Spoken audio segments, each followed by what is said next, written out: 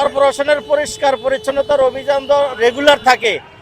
এর মধ্যে কাজ প্রোগ্রাম হিসেবে গ্রিন সিটি উপলক্ষে আমাদের মাননীয় প্রশাসক মহোদয় স্যার বলছে যে এখন থেকে প্রতিটা ওয়ার্ডে একদিন করে এইভাবে অভিযান চলবে। জাতীয় সময়ে সিটি কর্পোরেশনের এলাকা উন্নয়ন কর্মকাণ্ড সহ সামগ্রিক বিষয়ে ভিজিট করবার সময় আমাদের চোখে ধরা পড়েছে যে শহর খুবই অপরিচ্ছন্ন, অপরিষ্কার। বিশেষ করে 10 বছর বা 15 বছরের পুরাতন ময়লাও কিন্তু রাস্তা এবং বাড়ির সামনে পড়ে আছে। এগুলি একদিকে যেমন পরিবেশ দূষণ করে, অন্যদিকে সাধারণ বর্ষাকালে পানি প্রবাহ নষ্ট করে এবং জলাবদ্ধতা সৃষ্টি করে।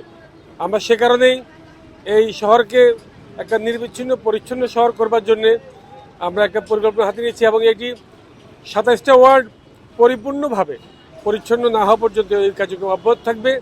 এখানে আমাদের পরিচ্ছন্নতা কর্মী, স্থানীয় জনগণ, বিশেষ করে স্থানীয় নেতৃবৃন্দ যারা অতীতে কমিশনার ছিল এবং স্থানীয় উন্নয়ন কর্মকাণ্ডের সঙ্গে যুক্ত থাকে এবং সমাজের নেতা বা সমাজের বিভিন্ন পর্যায়ে যারা অবদান রাখে সবাইকে সম্পৃক্ত করে, বিশেষ করে সবাইকে অবহিত করে এবং সচেতন করে এই কাজটা করতে চাই।